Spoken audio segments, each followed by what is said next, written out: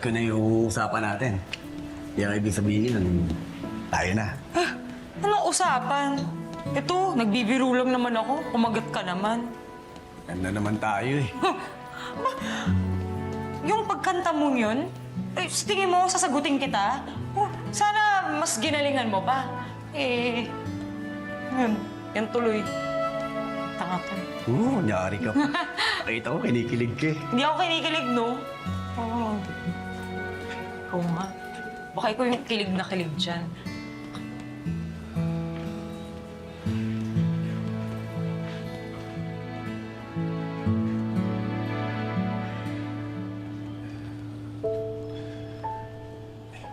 Okang. Kamusta nga pala si Mang Marsing? Ano lagay niya? Sabi ng doktor, kailangan na siyang operahan eh. O hindi, mas lalong lalala yung kalagayan niya. Yan, tanggol kaya lahat talaga ginagawa ko para magkapera eh. O yan, parang kahit sa pang-araw-araw lang dito, hirap na ako. Pero laban lang ako. Magkano ba kailangan ni Mang Marsing para maoperahan? Nakatanggol. Yung huling kita ko, siguro higit 1,000,000 na. Hindi ko alam kung paano. Tapos bawat araw na lumilipas, dumadagdag na ng dumadagdag. Bokang. Kahit anong gawin mong tumbling dyan sa bar, sigurado ako hindi mo kikitain ganun kalaki. Ha? Anong gagawin ko? Kahit pa paano kumikita naman ako, nakakatulong ako. Tapos si kuya din. Wala, tanggol. Kailangan ko gawin ang lahat. Kahit, hirap na ako. Huwag ka mag-alala. Maghahanap ako ng trabaho. Tutulungan kita.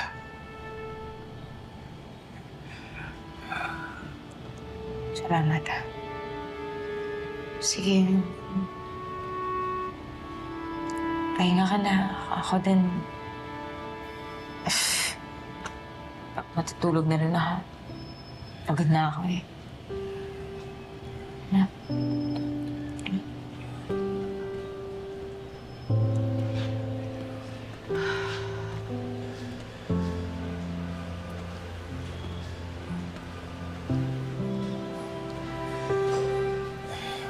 Bokang. Gagawin mo ba talaga lahat ng mga ginagawa ng mga babae dun sa bar? Yung pagsasayaw sa harapan ng mga lalaki. Yung pagsusuot ng mga damit na sinusuot nila. Mukhang baka may iba pang paraan. Baka pwedeng mag-alap pa ng ibang trabaho. Huwag lang yan.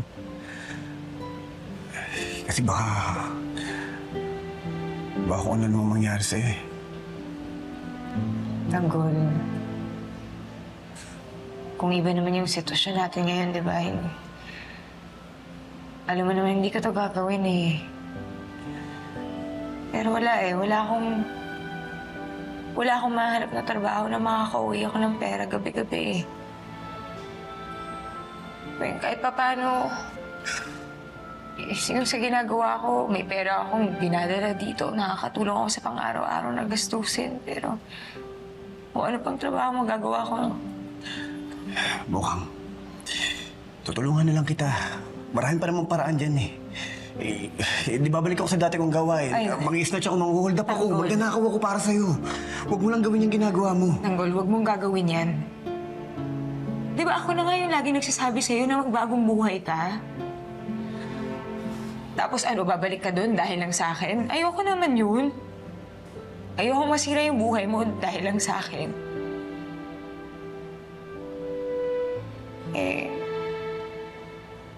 Huwag ka mag-alala. Alam ko naman yung iniisip mo eh. Kahit ganito naman yung ginagawa ko, hindi ko naman... Alam mo na, hindi ko naman susuko yun. Nagtitiwala naman ako sa'yo, Mukhang eh. Alam ko naman na hindi mo gagawin yun. Kaya lang di umaalis sa akin na hindi mag-alala para sa'yo. Mukhang alam mo naman eh. Mga bata pa lang tayo, inamin ko naman sa'yo kung gaano kita kamahal eh. Isa lang naman hinihingi ko sa'yo mo ka.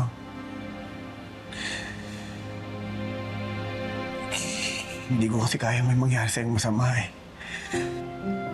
Alam mo naman gagawin kong lahat para sa'yo. Kaya sana hayaan mo ko na bantayan kita. Mukhang...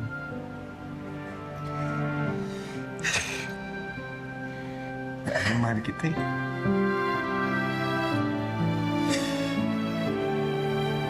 Kadalasan mali lang yung pamamaraan ko pero... Hindi na kaya ng damdamin ko eh. Lalo na ngayon sa nakikita ko sa'yo. Hindi ko gusto yung pinagdadaanan mo. Pero wala naman akong magawa. Alam ko hindi ito yung tamang pagkakataon. Pero gusto ko malaman kung...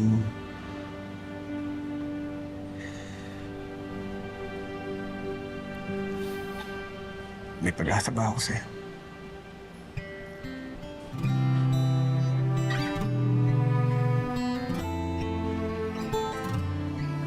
Alam mo, Tanggol, sa totoo lang, sa dami ng pinagdadaanan ko ngayon, pag iniisip kita, minsan doon lang ako kumuha ng lakas kasi alam ko nandyan ka. Pero... ang lahat sa'yo'y ibibigay. siguro kung iba yung sitwasyon natin, kung hindi ganito yung kalagayan ni tatay, yun, katulad lang tayo ng dati, naglalaro lang tayo sa Quiapo. Napanpan ng anumang kapalit Pero hindi. ng inalay kong pag-ibig. Sadyang ganito Naunawaan naman kita eh. ang mamahal. Alam ko naman pinagdadaanan mo ngayon eh. Bahala, hinanakit sa'kin. Pero gusto ko lang malaman mo na... nandito lang ako naghihintay sa'yo. Sa gabi-gabi, punta kita na hintayin kita. Magtitiis ako mukhang maghihintay ako sa'yo.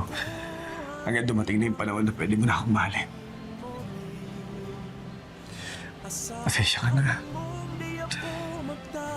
Kilig na nga ako kanina, paiiyakin mo pa ako.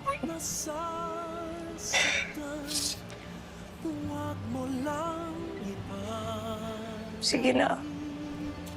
na ikaw Masyado ka nang halata eh.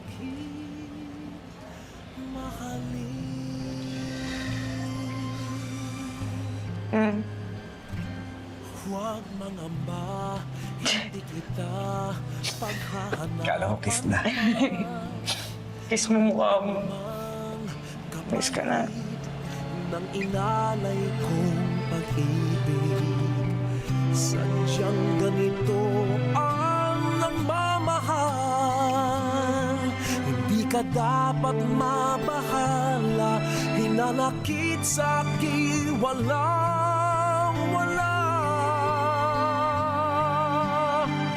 At kung hindi man dumating sa'kin ang panahon na ako ay mahalin mo rin, asahan mong di ako magdaramdam kahit ako ay nasasaktan.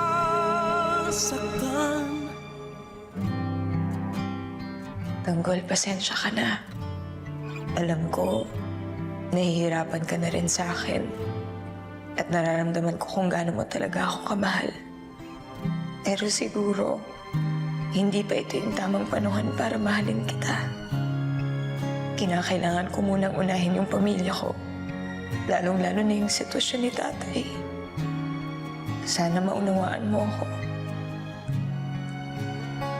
Inaamin ko, kahit papaano may nararamdaman na rin ako para sa'yo. Kaya lang, kailangan kong labanan yung puso ko. Huwag mo lang ipagkait na ikaw ay aking mahalin.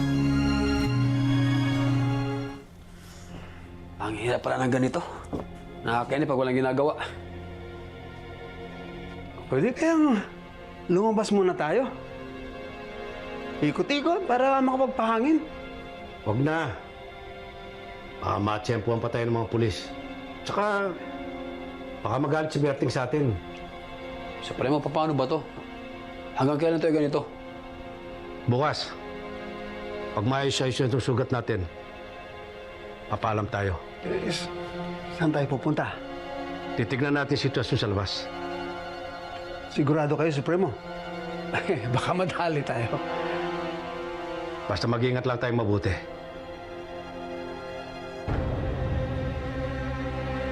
Kahit nasaan ka pa, Amanda, hahanapin kita. Babawiin kita kay Agustus.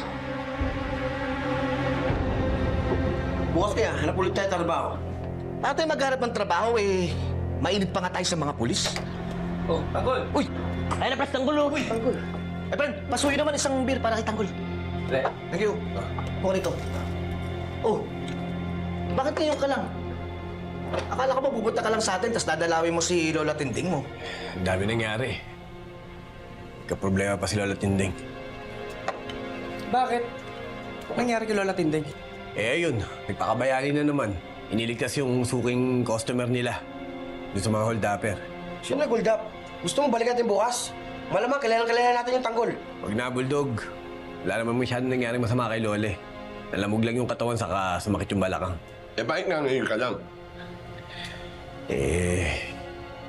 Pinuntahan ko rin kasi si Mokang. Oh, ano nangyari? Galit pa rin sa'yo si Mokang? Hindi na. Nagkausap na kami na maayos. Kinausap ko na masinsinan eh. Sabi ko baka pwede na habang nagtatrabaho siya sa bar, baka pwede nga ako mismo magbantay sa kanya para masigurado kong kaligtasan niya.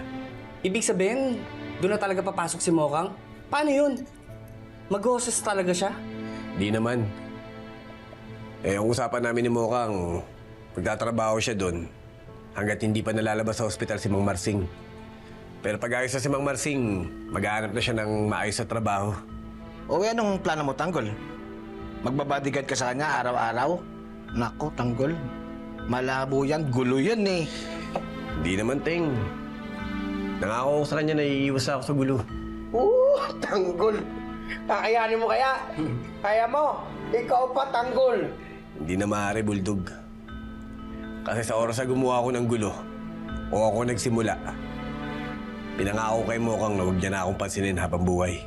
O mabuti kung ganun. O isang kampay dyan.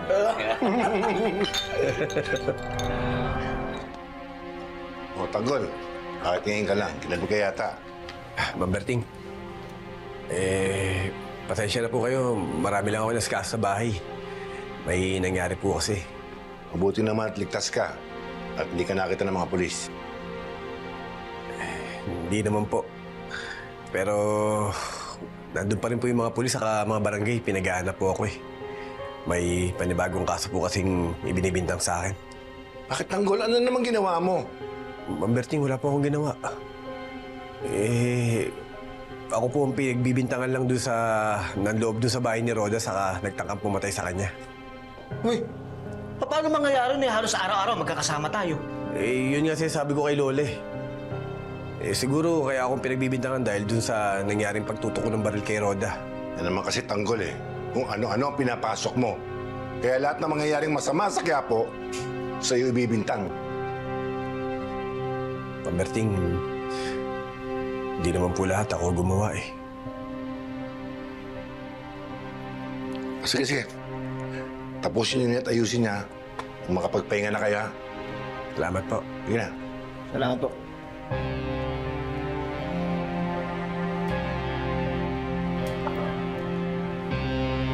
Panibagong problema na naman to para sa akin.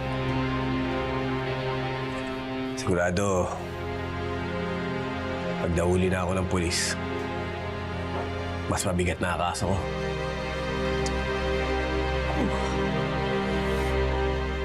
Tanggol?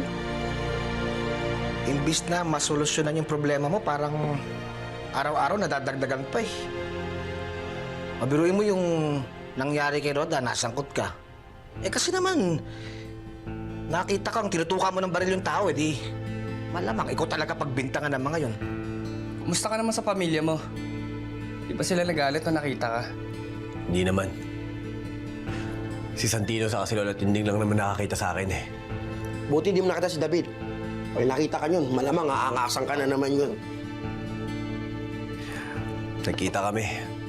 Eh, anong nangyari? Inaway ka na naman, no? Hindi ko akalain na hanggang ngayon pala galit pa rin sa akin ng kapatid ko. Oh, eh anong napag-usapan ninyo? Nakabuntis si David. At pagkatapos dinala niya yung babae doon sa bahay. Kaya lang nagkaroon ng problema. Dinugo yung babae. Ngayon nasa ospital. Walang joke. Naunahan ka pa ng kapatid mo ah.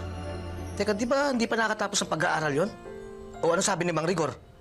O di hindi na matutuloy yung pagpapulis niya? O tanggal ang yabang niya ngayon?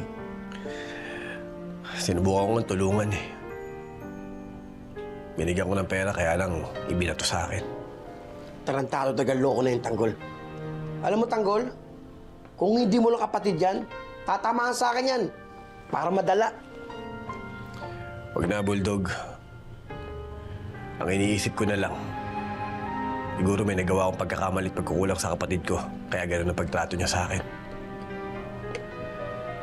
Kaya sana, balang araw, makabawi ako sa kanya. Para magkaayos ulit kami dalawa.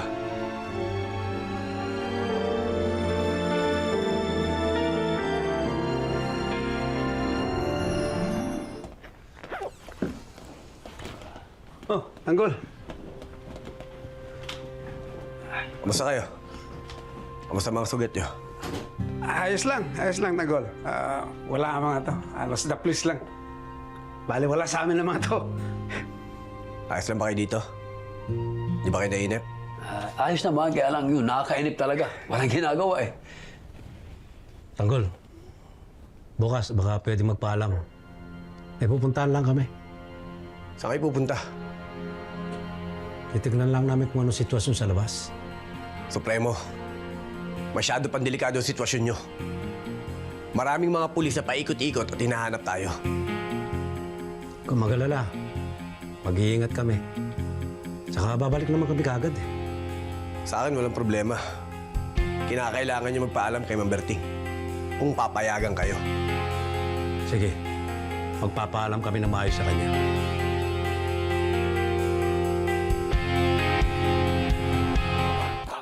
Sino mang nangangailangan saan mang galing tutulungan, tawagin lamang ang ating tagapagtanggol. Laban sa mga ganit at sinungaling humanda pagkat nandito na ang ating tagapagtanggol. Sino mang nangangailangan saan mang galing tutulungan, tawagin